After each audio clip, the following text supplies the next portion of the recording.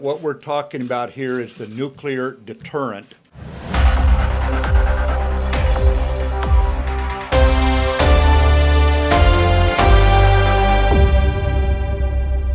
Good afternoon, ladies and gentlemen, and thank you for taking time out of your schedules to be here today. I've spent the last day and a half on Capitol Hill briefing the members of Congress on our 2018 National Defense Strategy. I'm heartened that Congress recognizes the sobering effect of budgetary uncertainty on America's military and on the men and women who provide for our nation's defense. 2 days from now, I will visit our nation's first Security Force Assistance Brigade at Fort Benning as they prepare to deploy to Afghanistan. To advance the security of our nation, these troops are putting themselves in harm's way, in effect, signing a blank check payable to the American people with their lives. Our military has been operating under debilitating continuing resolutions for more than 1,000 days during the last decade. During last week's State of the Union address, President Trump said, "Weakness is the surest path to conflict." In a world awash in change with increasing threats, there is no room for complacency. Failure to implement or fund the 2018 National Defense Strategy will leave us with a force that could dominate the last war, yet be irrelevant to tomorrow's security. We need Congress to lift the defense spending caps and support a 2-year budget agreement for our military. America can afford survival. For too long, we have asked our military to carry on stoically with a success at any cost attitude. The fact that our volunteer military has performed so well is a credit to their dedication and professionalism. We expect the men and women of our military to be faithful in their service, even when going in harm's way. We have a duty to remain faithful to them. Absent a budget this year, America's military will not be able to provide pay for our troops by the end of the year. We will not be able to recruit the 15,000 Army soldiers and 4,000 Air Force airmen required to fill critical manning shortfalls. We would not be able to maintain our ships at sea with the proper balance between operations and time for training and maintenance. We would have to ground aircraft due to a lack of maintenance and spare parts, degrading our pilots' proficiency.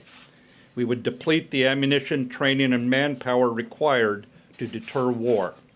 And we would delay contracts for vital acquisition programs necessary to modernize our force. I cannot overstate the negative impact to our troops and families' morale from all this budget uncertainty. Today's congressional action will ensure our military can defend our way of life, preserve the promise of prosperity, and pass on the freedoms you and I enjoy to the next generation. Thank you. I can take a couple questions here. Yes, sir. General, how damaged would a shutdown be? Would a government shutdown be, given that we have this deal? If there was a decision to shut the government down because, for example, the wall wasn't funded in this deal, how bad would that be to the military? Shutting down the government would be very damaging to the military for all the reasons I just cited about a continuing resolution, but then aggravated by the shutdown itself, where we actually send home all non-uniformed personnel except those in a few critical areas. It just paralyzes everything that we do if we go into that, other than the ongoing active operations at sea. And there, the troops will continue to fight. The ships will stay at sea. But the bottom line is training's delayed. The impact just ripples through the force. And it doesn't just happen today. It ripples on as people who are not flying are no longer gaining the level of skill that you and I would associate with them even a year from now when they're promoted. Yes, sir. Secretary, you mentioned you've been spending the last day and a half on Capitol Hill. This is a Senate arrangement. Do you have any sense, sir, if the House leadership on the Republican side is equally receptive and as enthusiastic as you are? And also, service secretaries, particularly the Navy Service Secretary, has said the funding problems are not maybe a direct cause, but contributed to the deaths of seamen in the South China Sea, the two most recent accidents. Can you tell the country, if this money is in fact provided, all of the problems associated with training, maintenance, that have been plaguing the military will be eliminated? I am optimistic that what the House did earlier this week and what the Senate did today can come together this week and give us the budget that then enables us to carry out our responsibilities. By ours, I mean all the leaders in the Department of Defense who will address the issues you just brought up. Obviously, a lot of work goes into the execution then, the quality of the training, but you can count on us. We'll earn your trust on this. We will spend the money wisely. Mr. Secretary, if I could ask you about the recently released nuclear posture review. Yes. Calls for smaller yield nuclear weapons to be added to our arsenal. You're on record as saying there's no such thing as a tactical nuke. Anytime a nuclear weapon is used, it's a strategic game changer.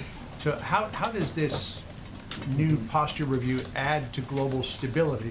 Because there are many people who believe that if you've got a smaller yield nuclear weapon, you might be more inclined to use it. Right. Remember that what we're talking about here is the nuclear deterrent. And in that nuclear deterrent, we believe that some nations could miscalculate, one in particular, and that nation could assume that if they used in a conventional fight a small yield bomb, we would not respond with a very large yield bomb. Our response to this is to make a small yield bomb and say, don't miscalculate. It's a deterrent. Remember, deterrence is dynamic. It changes from year to year, from decade to decade. We have to address deterrence in its current construct. So we do this. The idea is to raise the threshold. Don't even think about lowering the threshold to a conventional fight and escalating it to one small yield nuclear weapon, strategically changing the game, and then think our choice is either surrender or suicide, as Dr. Kissinger put it. Yes, ma'am. Can you talk about where things are in the planning stages for this military parade the president is seeking, and what any cost estimates you have at this point are? I think we're all aware in this country of the president's affection and respect for the military. We've been putting together some options. We'll send them up to the White House for decision. A question about North Korea, but also follow up on Catherine's question there. You just laid out the argument for fully funding the military, why you think every dollar counts. So why divert time, energy, financial resources to the planning of a parade, as the president has asked? Again, I think that what my responsibility is to make certain I lay out the strategy and make the argument for the oversight of Congress to make a determination of fully funding us. As far as the parade goes, again, the president's respect, his fondness for the military, I think is reflected in him asking for these options. Yes, ma'am. I'm sorry, North Korea. Can I ask you whether you think that war is actually nearer or closer with North Korea than it was at the time the administration took office? And do you support any kind of meeting or communication between Vice President Pence and North Korean officials at the Olympics? Well, on the second, Vice President Pence is quite capable of making the call on that while he's in Korea. As far as the situation with Korea, it is firmly in the diplomatic lane. We have seen much stronger diplomatic action. For example, the last three United Nations Security Council resolutions, unanimous.